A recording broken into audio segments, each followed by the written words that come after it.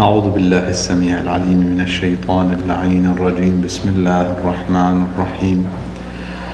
الحمد لله رب العالمين بارئ الخلائق أجمعين باعث الأنبياء والمرسلين، ثم الصلاة والسلام على أشرف الخلق وأعز المرسلين حبيب إله العالمين أبي القاسم المصطفى محمد وعلى آل بيته الطيبين الطاهرين المعصومين المنتجبين، سيما بقية الله روحي وأرواح العالمين له الفداء. قال الله الحكيم في محكم كتابه الكريم: بسم الله الرحمن الرحيم. وكيف تصبر على ما لم تحط به خبرا. آمنا بالله صدق الله العلي العظيم.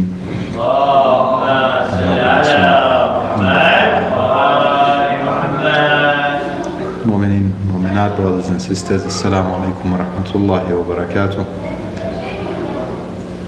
نظم الله أجورنا وأجوركم بمصابنا بشهادة مسلم ibn Aqeel رضوان الله تعالى عليه. Condolences on the martyrdom anniversary of the first martyr of the caravan of Imam Hussein alayhi salam, his ambassador, his special ambassador, Muslim ibn Aqeel, who in fact was the trust of the Imam, thiqati, he refers to him. May Allah subhanahu wa ta'ala grant us the opportunity to learn lessons from the life of this ambassador of the Imam and try and be the ambassadors of the Imam, Imam Hussein alayhi salam, and the Imam of our time, like he was, the trust of the Imam. Imagine given or being given a task by the Imam of your time. Imagine having to fulfill one of the needs of the Imam of our time, and how would we act in that situation despite challenges, because with every test and trial comes challenges. With every responsibility that Allah subhanahu wa ta'ala gives us, it's a test, and it comes with its challenges and difficulties, and the more difficult, the more rewarding, and the higher our status is, the more difficult the situations and challenges and responsibilities would be, the tasks and the missions. Muslim ibn Aqeel was given the task of being the ambassador of the Imam and the eye of the Imam in Kufa prior to the arrival of the Imam. Therefore, he had to be fully trusted. And I always tell mu'mineen and mu'minat, it's important that we reflect when we speak of these figures. Besides speaking about them and their virtues, it's very important that you and I reflect on how would we be given their circumstances. If we were given their responsibility, that role, how would we be? Now, I began with the ayah from Surah Al-Kahf, where Al-Khidr, or the Abd that is mentioned in the surah, known as Al-Khidr in the riwayat, he says to Musa ala nabina wa alayhi salam, one of the Anbiya al-Azm, he says to him, how would you be patient on something that you have no knowledge of? وَكَيْفَ تَصْبِرُ عَلَى مَا لَمْ تُحِطْ بِهِ خُبْرًا. How could you be patient upon something that you have no knowledge of it? You don't know the details of it. In hindsight, as they say, today we sit and speak about the event of Karbala.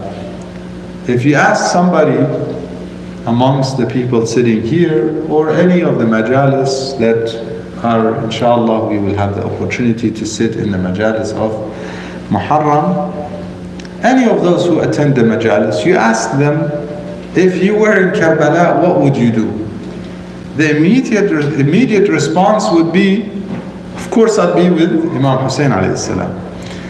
On the night of the 10th of Ashura, the 9th night, Laylatu Ashura, Imam Hussein alayhi salam asked for the enemy to give them time for that night, and he said, because I love Salat and Quran.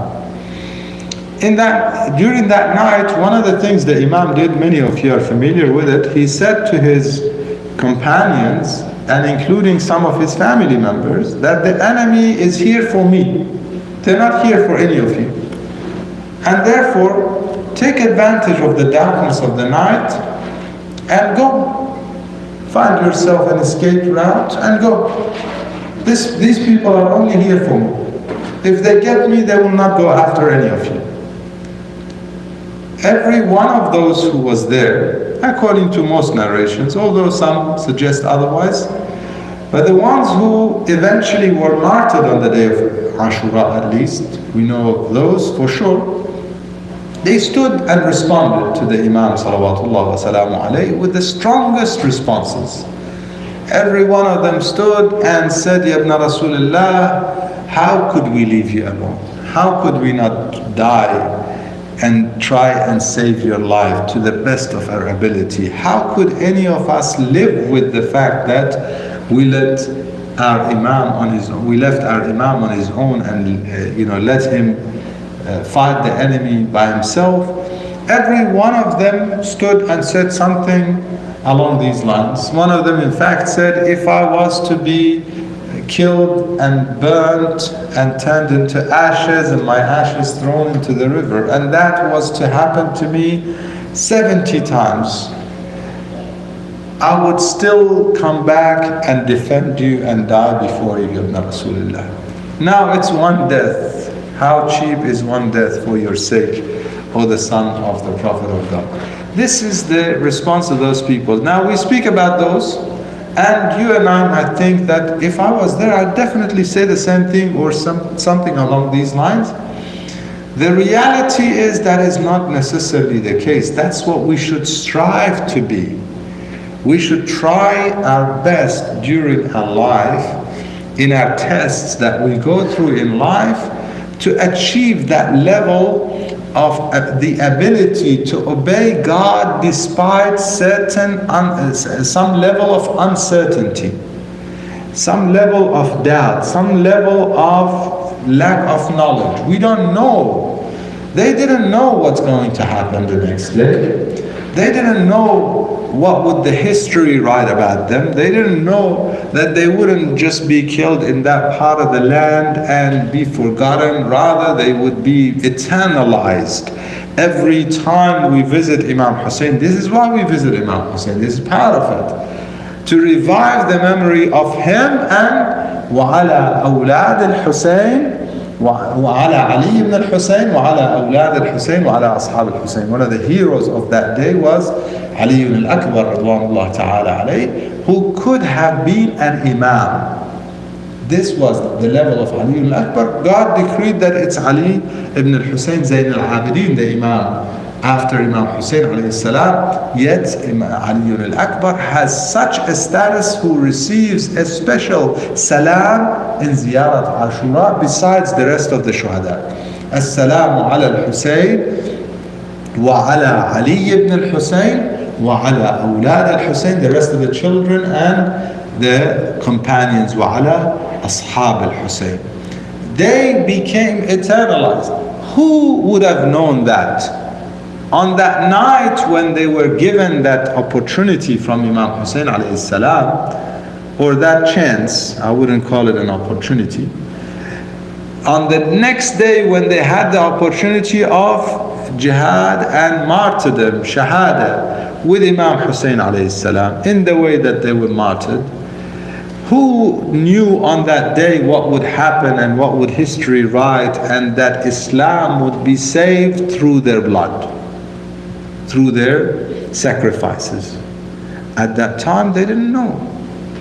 Muslim ibn Aqeel before them, he came to Kufa. Kufa initially was for them, for Imam Hussein alayhi salam, for Muslim. They gave him bay'ah in the thousands. Some narrate that some 18,000 gave bay'ah, meaning voted for him, accepted him as the leader.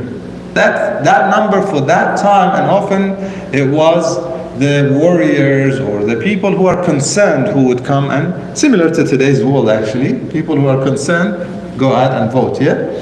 So people of that level gave him bay'ah, yet soon afterwards they changed and turned against him.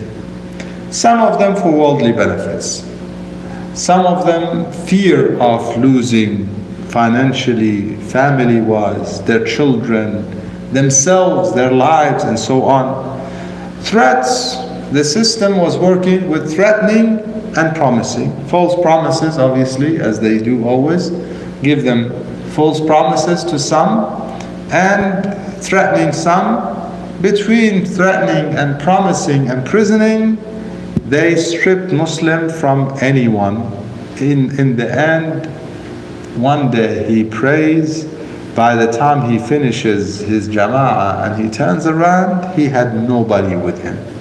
No one to even tell him. He was a guest in Kufa and loved as the cousin of the Imam and the representative of the Imam. So he had a house to go to every night. Somebody would welcome him every night. One of the tribe leaders would welcome him. On that night, nobody wanted him in his house. Muslim was by himself. A test for the people there, the same people who one day fought alongside Imam Ali alayhi salam. And they sent letters to Imam Hussein alayhi salam, and they gave bay'ah to Muslim ibn Aqeel. Next thing is, for the difficulties of the situation, or due to the difficulties of the situation, they let go of their bay'ah and left the ambassador of Imam Hussein alayhi salam. That's their test. On the other hand, there are people who reach such certainty, such levels of certainty, like Muslim ibn Aqeel himself, and a few who actually, when they knew of the whereabouts of Imam Hussein alayhi salam, they secretly escaped to go and join him. Only few. Those few, they were acting upon their responsibility, the task and mission given to them, regardless of their knowledge of the outcome. They didn't know what's going to happen. All they knew is that this is my task today, I have to do it. And this should be the lesson for us. وَكَيْفَ تَصْبِرُ? How can you be patient when you have no knowledge? That's normally the case. And this is what Al-Khidr was to teach Musa alayhi salam. And this is what God is teaching us in Surah Al-Kahf. This is why Surah Al-Kahf is recommended every Friday to be recited, so that we learn to have certainty in God and His promises, and fulfill our duty and whatever task is given to us, regardless of our knowledge of the outcome. We don't need to know. God knows, that's all, that's enough. Why do I have to do things this way? Why is this halal? Why is this haram? Why is hijab wajib? Why is this kind of food not permissible? Why is this allowed? Why is this not allowed? Why is this kind of transaction? People come. Just like at the time of Rasulullah sallallahu alaihi wasallam when they were told that you have to let go of riba, usury. They said, what's the difference between buy and sell and usury? This is trading in money, this is trading in goods. It's the same thing. I give him money, he gives me money in different amount. This is goods, and then Quran clearly says, وَأَحَلَّ اللَّهُ الْبَيْعَ وَحَرَّمَ الرِّبَى. This is halal, this is haram. You don't, why? You may figure it out, but whether or not you know, it should not be a reason for you not to act upon God's law. All you need to know is this is confirmed law from God. You act upon it. If you figure the reason, perhaps if we knew. Now, so many people question this, and even in today's economy and how the economic system works, and they question riba itself, for example, because of the fact that many systems are running on it, and it's running healthy. What is the problem with it? Perhaps a lot of the issues in terms of the lack of equality in the society and the classes are caused by that. Some are the owners and some pay mortgage the rest of their life. It is better than other systems where you cannot even buy a house altogether or own a house, but it's still not up to the Islamic system, where it's not implemented, by the way.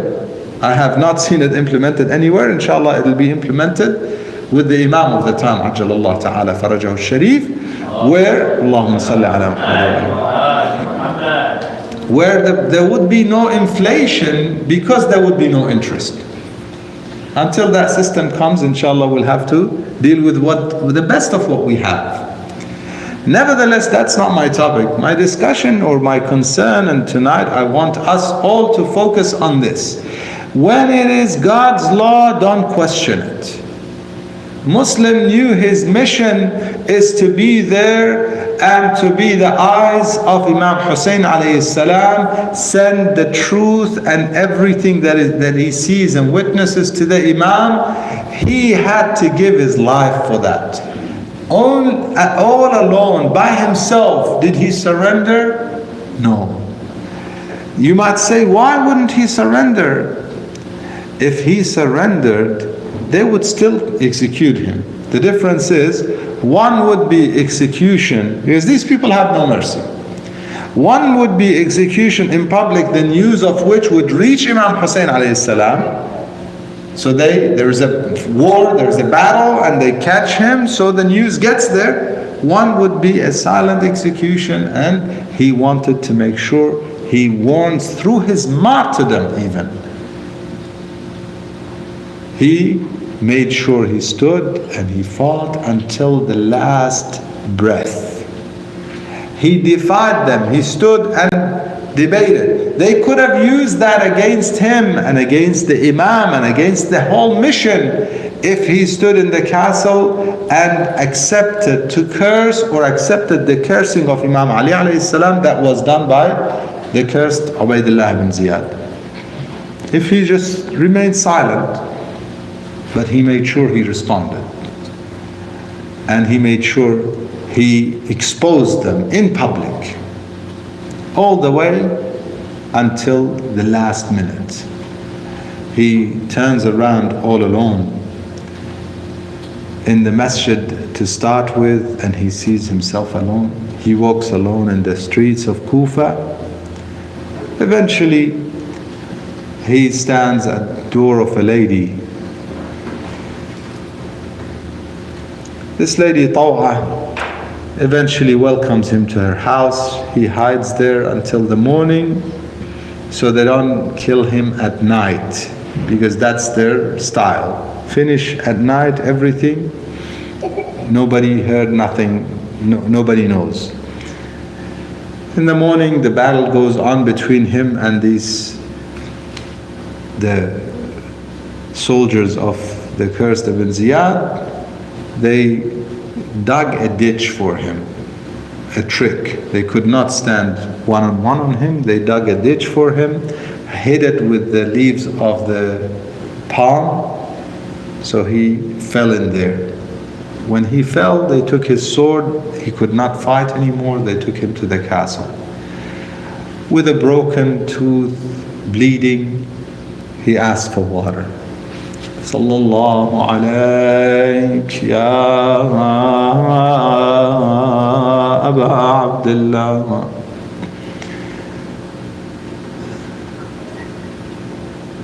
The musibah of thirst of Aba Abdullah started with Muslim as well. He asked for water, they brought him water. As he was trying to drink, he bled into the bowl. He said, "It is not my destiny to drink this water. So thirsty, but the water is impure." Altercation goes between him and the cursed Ibn Ziyad. They asked for the enemy to take him on the top of the castle. He stands there, asked to pray 2 rak'ah salat. Then he says to one of them, to some of them, "I had told Imam Hussein to come and the place is ready for him.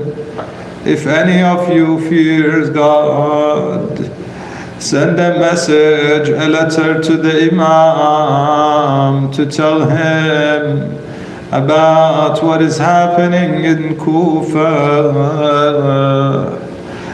Turns toward the path he expects the Imam to be on. "Assalamu alayka ya Aba Abdullah." They threw Muslim from the top of the castle. رحم الله من نادى ومسلما وغريبا. All only a Muslim. The news of the martyrdom of Muslim came to the camp of Imam Hussein alayhi salam. The Imam started reciting La hawla wa la quwwata illa billah العلي العظيم إنا لله وإنا إليه راجعون. He was in tears. Then he asked them to bring the daughter of Muslim who was in the caravan. They brought the daughter of Muslim, Hamida. He sat her on his lap. He was her uncle. He sat her on his lap. He said to her, "My dear Hamida." From here on, as he was wiping over her head, he said, "From here on, I will be your caring, loving father."